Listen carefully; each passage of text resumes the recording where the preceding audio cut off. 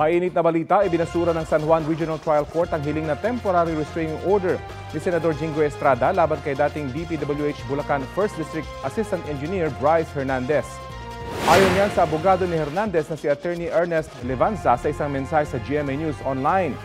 Wala raw nakitang dahilan ng korte para mag-issue ng TRO. Layon daw ng TRO na pigilan si Hernandez na magsalita laban kay Estrada kaugnay sa pagkakadawit umano ng senador sa issue sa flood control projects.